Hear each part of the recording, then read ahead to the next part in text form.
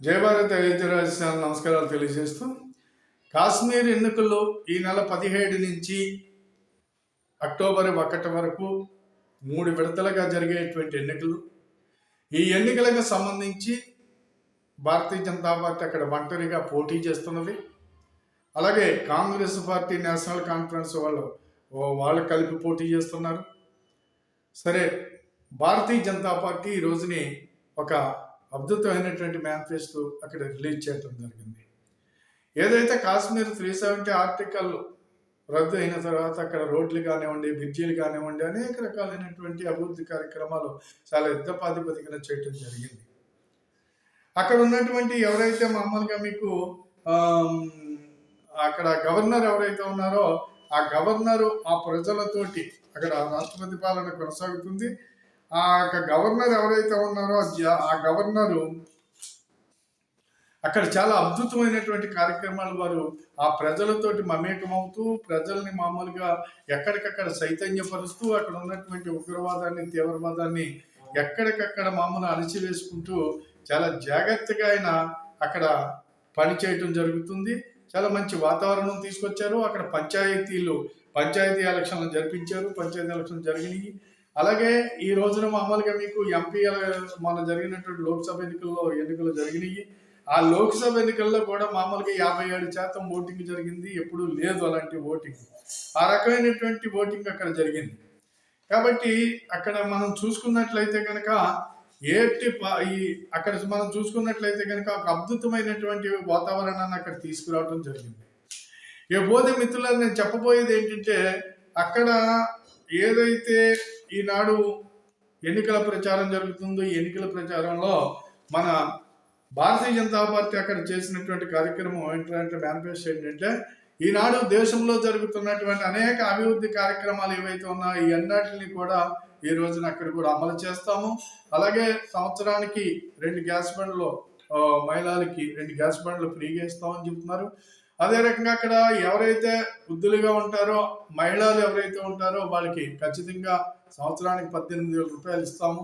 అలాగే విద్యార్థులు చదువుకునేటువంటి పిల్లలు ఎవరైతే ఉన్నారో సంవత్సరానికి 3,500 రూపాయలు వాళ్ళ యొక్క ప్రయాణ ఖర్చుల కింద వాళ్ళకి ఇవ్వటం అనేది ఈ రకమైనటువంటిది. అలాగే ఎవరైతే మామూలుగా డిగ్రీ స్థాయికి వచ్చిన తర్వాత ఇంటర్మీడియట్ తర్వాత వాళ్ళకి కంప్యూటర్లు అవసరం, అలాంటి విద్యార్థులందరికీ కూడా ఫ్రీగా కంప్యూటర్లు ఇస్తామని చెప్పారు. ఈ రకంగా అలాగే అక్కడ ఉన్నటువంటి నిరుద్యోగులు 5 లక్షలు ఉద్యోగాలు నిరుద్యోగులకి ఉపాధి కల్పిస్తాము. అక్కడ నిరుద్యోగ 5 లక్షల మందికి ఉద్యోగాల కల్పన చేస్తామని చెప్పేసి, అలాగే టెర్రరిజానికి యువకుల్ని ఈ యూత్ని అంతా కూడా దూరంగా ఉంచుతామని చెప్పేసి ఆ రకంగా వారు చెప్పడం జరిగింది. అలాగే హిందూ దేవాలయాలు ఏవైతే ఉన్నాయో వాటన్నిటిని కూడా పునరుద్ధరిస్తామని చెప్పేసి చెప్పడం జరిగింది. అలాగే కాశ్మీర్ పండితులు ఎవరైతే ఉన్నారో నాడు ఇక్కడి నుంచి ఎవరైతే మామూలుగా అక్కడి నుంచి వాళ్ళని తరిమట్టం కాశ్మీర్ పండితుల్ని దాడి చేసి వాళ్ళని బయటికి పంపించడం జరిగింది. అలాంటి కాశ్మీర్ పండితులు ఎక్కడున్నప్పటికైనా తిరిగి తీసుకొచ్చి పునరావాసం కల్పిస్తామని చెప్పేసి కూడా ఈ మేనిఫెస్టోలో పెట్టడం జరిగింది. అలాగా ఆ రకంగా వాళ్ళకి అలాగే పాకిస్తాన్ తోటి మనకి ఉగ్రవాద నిర్మూలన జరిగేంత వరకు కూడా పాకిస్తాన్ ఏదైతే ఉగ్రవాదాన్ని పెంచి పోషించి మన మీదకి ఎప్పటికప్పుడు దాడి చేస్తుందో, ఉగ్రవాదాలతో ఇక్కడ ఏవైతే కార్యక్రమాలు చేస్తుందో ఇటువంటి వాటిని అన్నింటినీ కూడా కాశ్మీర్ అని ఏదైతే పాకిస్తాన్ ఉన్నదో ఆ పాకిస్తాన్ అనేటువంటిది ఎప్పుడైతే ఉగ్రవాదానికి ఎప్పుడైతే అది తన లాక్కేస్తుందో అప్పుడు మాత్రమే తనతోటి మనకి మళ్ళా చర్చలు జరుగుతాయి తప్ప ఉగ్రవాదాన్ని ప్రేరేపించిన చెప్పు, ఉగ్రవాదులను తయారు చేసిన చెప్పు దాంతో మనకి ఏ రకమైనటువంటి సంబంధాలు ఉండవు అని చెప్పేసి అక్కడ నొక్కి వ్యాఖ్యానించడం మన దేశ హోమ్ మినిస్టర్ అయినటువంటి అమిత్ షా గారు ఇవన్నీ కూడా చాలా గట్టిగా చెప్పడం జరిగింది. ఇకపోతే అక్కడ ఉన్నటువంటి అలాగే భూమి లేనటువంటి పేదవాళ్ళు ఎవరైతే ఉన్నారో వాళ్ళకి 1100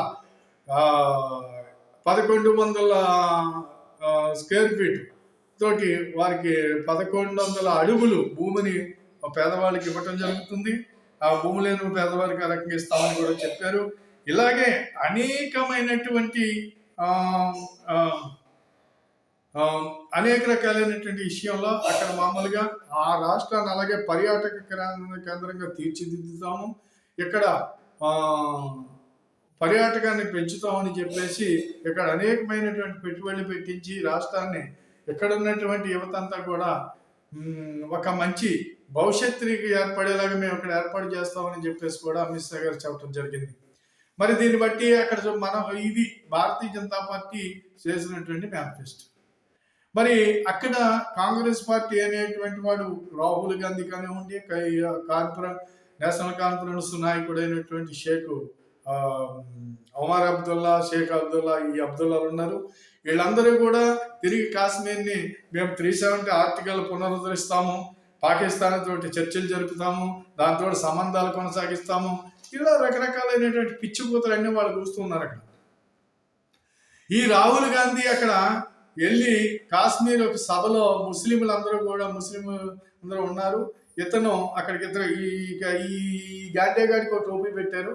ఆ టోపీ పెట్టిన తర్వాత అక్కడ వాళ్ళు ఏం చెప్తున్నారంటే సభలోనే, భారతదేశంలో మాకు కావాల్సింది ఏ రకమైనటువంటి రిజర్వేషన్లో ఏ రకమైన సౌకర్యాలు కాదు, ఈ భారతదేశం ముస్లిం దేశం కావాలి, ముస్లిం దేశం కోసం మేము పోరాడతాము, ముస్లిం దేశం కావటం గురించి మేము ఏమైనా చేస్తాము, భారతదేశం ఒక ఇస్లాం రాజ్యం కావాలని చెప్పేసి ఆ రకమైనటువంటి పద్ధతుల్లో అక్కడ ఉపన్యాసాలు ఇవ్వటం జరిగింది ఈ రాహుల్ గాంధీ గారు అక్కడ ఉండగానే.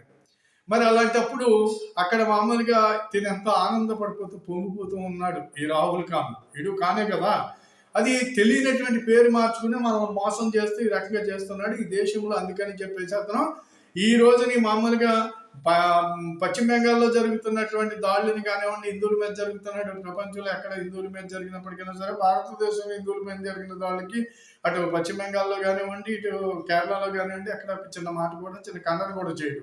దీన్ని బట్టి కానో కాదో అనేటువంటిది మనం నిర్ణయించి ఇందులో అర్థమైపోతుంది కదా.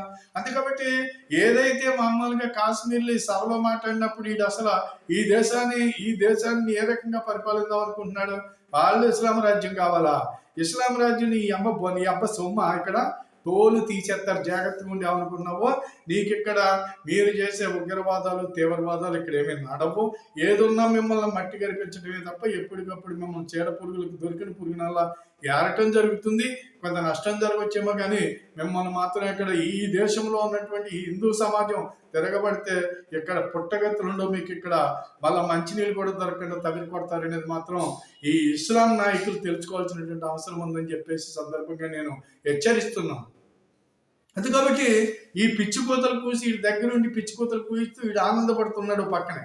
మరి ఇటువంటి వాడిని దేశంలో తిరగనిద్దామా, ఇటువంటి వాడి గురించి ఎందుకు ఆలోచించరు?